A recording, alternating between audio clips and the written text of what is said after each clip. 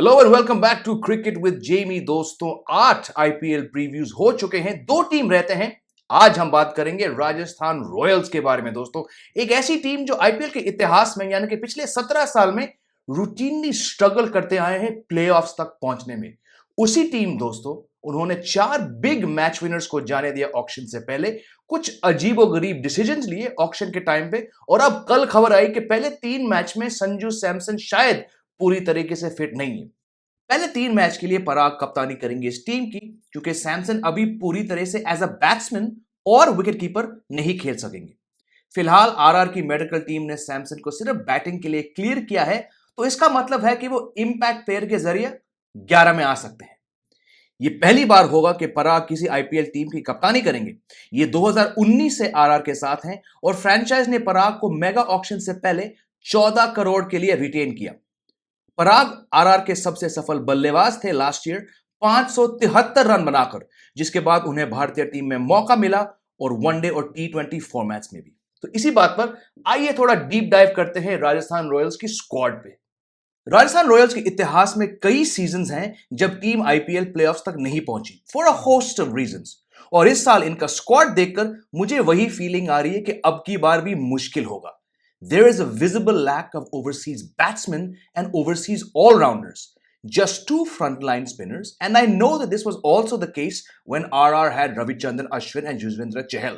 But I don't think you can compare Hasaranga and Theekshana to these two when it comes to experience. I see a lot of Indian names there in this squad, but not enough uncapped players who can be counted on across 2 months of the season. इनकी bowling भी weak है क्योंकि Trent Bolt भी नहीं रहे इस team के साथ। Which leads me to ask the question, what were the IPL owners and management thinking at the mega auction? क्योंकि मुझे आरआर की ऑक्शन परचेसेस देखकर कुछ क्लियर प्लानिंग नजर नहीं आ रही। After choosing to let go of Jos Buttler, उन्होंने केवल एक ओवरसीज बैट्समैन को रिटेन किया, वेस्ट इंडीज के शिमरॉन हेटमायर, और ऑक्शन के टाइम एक भी ओवरसीज ऑप्शन नहीं खरीदा जहां बैटिंग की बात करें। और फिर ट्रेंट बोल्ट, रविचंद्रन अश्विन और युजवेंद्र चहल के जाने के बाद फ्रेंचाइज ने मेगा ऑक्शन के टाइम जोफ्रा आर्चर, श्रीलंका के ऑलराउंडर हासारंगा और श्रीलंकन ऑफ स्पिनर तीक्ष्णा और पेसर तुषार देशपांडे को खरीदा तकरीबन 29 करोड़ के लिए।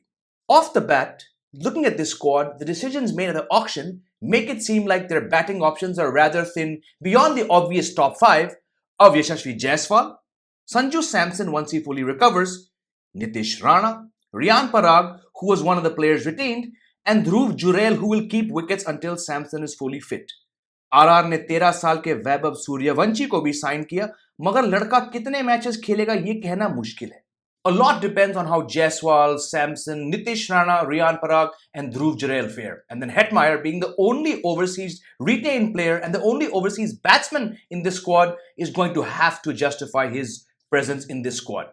यशस्वी Jaiswal has to start, obvious choice. Sanju Samson keeping नहीं करेंगे और कैप्टन नहीं रहेंगे पहले 3 मैच के लिए, लेकिन हो सके as I said impact player के रूप में वो सिर्फ बैटिंग करेंगे, और अगर बैटिंग करेंगे तो most likely he will open, he might come in 3, but I think that slot will go to Nitish Rana. 4 पे आएंगे रियान पराग, उसके बाद ध्रुव जुरेल, और फिर इकलौते ओवरसीज बैट्समैन इस टीम में, इस स्क्वाड में, शिमरॉन हेटमायर।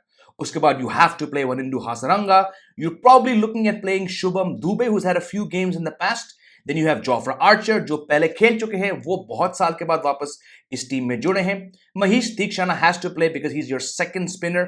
उसके बाद Sandeep Sharma, another retained player, and then Tushar Deshpande probably gets in as the impact player. Now let's take a look at RR's schedule for this season. RR start their season against Hyderabad in Hyderabad on March 23rd. Then they go to Guwahati, their home, away from home, to play KKR. Then CSK come to Guwahati to play them.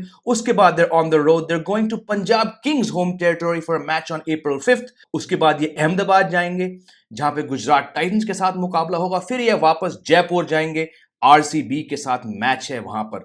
उसके बाद 16 अप्रैल को यानी कि 3 दिन के बाद Delhi Capitals के साथ मैच है दिल्ली में। उसके बाद back to Jaipur to play Lucknow Super Giants. Then they go to Bengaluru to play RCB. उसके बाद back to Jaipur for 2 games. The first one against Gujarat Titans on 28th April. उसके बाद 1 मई को मुंबई इंडियंस के साथ इनका घर पे मैच है. उसके बाद ये कोलकाता जाएंगे, ईडन गार्डन्स में खेलेंगे केकेआर के साथ. फिर ये चेन्नई जाएंगे और 12 मई को सीएसके के साथ मैच है. और फिर आखिरी मैच इस सीजन का 16 मई को Jaipur against Punjab Kings. Well, I think RR will struggle to make the playoffs this time because of the choices they made before the auction and during the auction.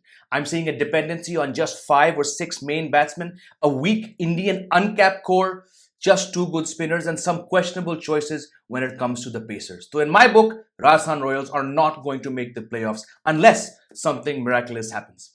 Sorry, RR fans. बाकी आप बताइए, what do you think about the choices made by RR before this season, and how do you think they're going to fare with the obvious problems I've detailed in this video?